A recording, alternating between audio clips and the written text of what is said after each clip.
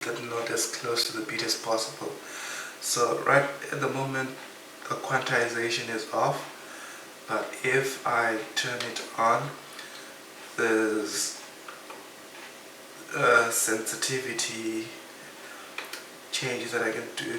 Like at 60 it's not that much sensitive, it won't shift the notes that much, but if I increase it to the maximum, it will shift notes by a wider margin.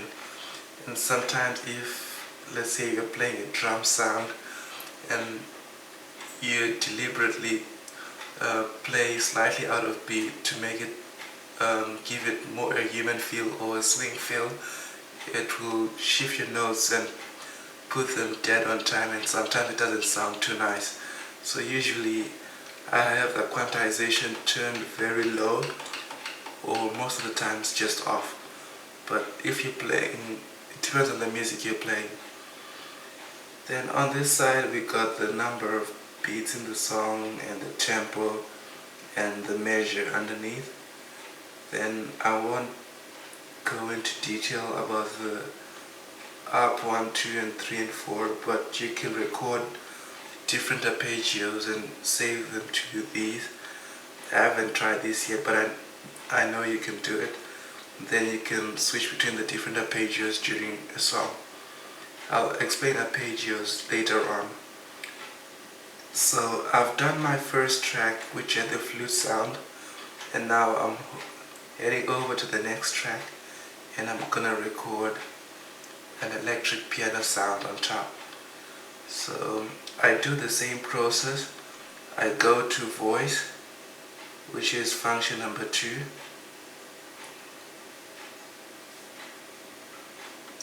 And then I prefer category search over here. And then I choose my electric piano sound. My favorite is the vintage case. So this is the sound I'm going to be using.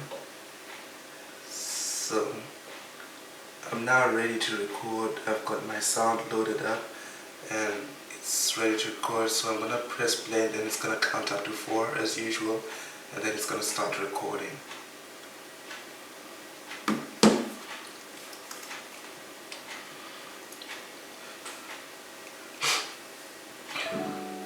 So I can do a practice run for the first time, then the second time I'm going to press the record, and then it's going to start recording.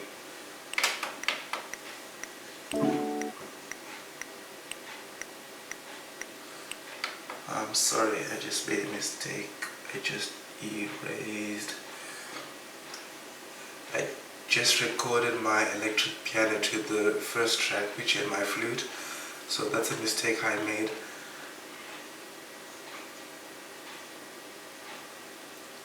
So what I did is, by mistake, I recorded the electric piano sound to the first track.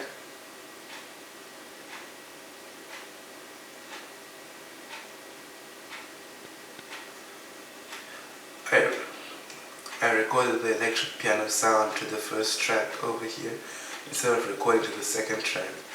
And because I had my record set to replace, it has replaced what I'd recorded. But fortunately there's a way to undo this. So if I press stop here, then I go to the job button, which is this one, and I click on the job button. This is the screen which comes up. Usually the undo is what is highlighted. So if I press enter, then I press enter to undo, and if I press enter again it redoes. So I'm just gonna press enter to undo. So it has undone the replacing of the recording. There's other functions there as well, but I won't go into much detail about them, but there is, it's not too clear, but there is the note function, which is function number 2. Allows you to edit the quantization, the velocity, and all the different functions.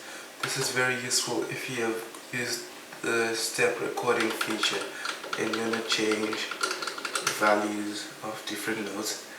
Then there's the event, which allows you I'm going to explain about phrases later on, but you can copy, phrase, split, and do all sorts of stuff. And then there's the track, I guess is self-explanatory about copying a track, and I've explained what tracks are. And then there's the pattern. This is where you can copy the whole pattern to another pattern as well, or you can give the pattern a name, you can clear the pattern, and I'll just leave you to experiment with this, but it's pretty much straightforward for most of the part, or you can refer to the manual.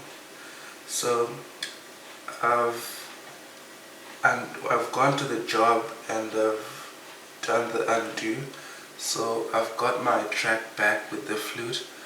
As you can see over here, there's the track 1 has got a box, but track 2 and so on have got no box underneath.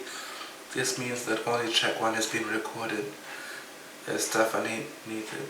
So if I go here to where it's written patch, which is function 4, and I click on it, you see that on track 1 I've got user 1. This means what I've recorded is called a phrase, and it's called phrase user 1. There's also built-in phrases which I'll show you later on, but you can change the phrase by using the up and down arrows. Whether you want to use a built-in, these are the built-in drums, drum 1, 2, 3, 4, and you can scroll here and change the drum number as well. But I'm just going to leave it at user 1, which is the flute sound that I recorded. So I'm going to go to track number 2 and I'm going to record an electric piano.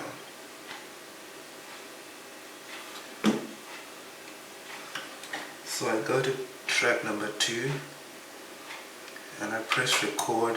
I go to function number 2 to choose the voice that I want. I choose category search. Then I go here and I scroll to the vintage case, which is the voice that I want. So I've now got it and I'm ready to record. Then I'm going to press play, then I'm going to press record again, so I do a practice run.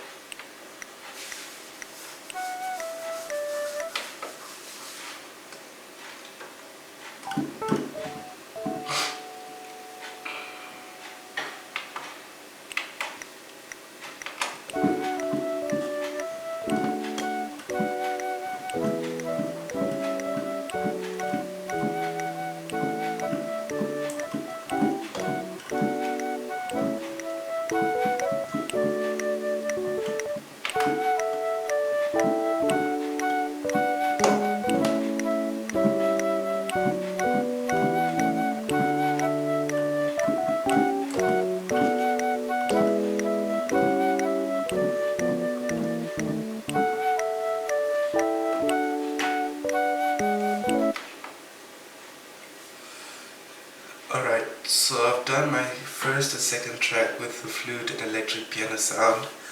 Now I'm gonna go over to my third track and I'm gonna record a bass sound, and it's the same procedure. Press record, voice, choose a voice, then press play.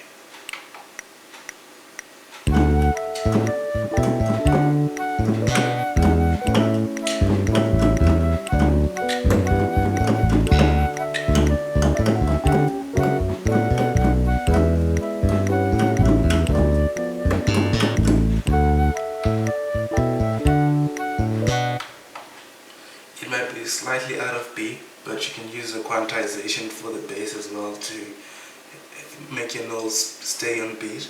But I didn't do it because I'm just gonna keep it simple and just show you how to do it instead of making the song perfect, which might take more time. So I've got my bass sound. Now I'm gonna go over to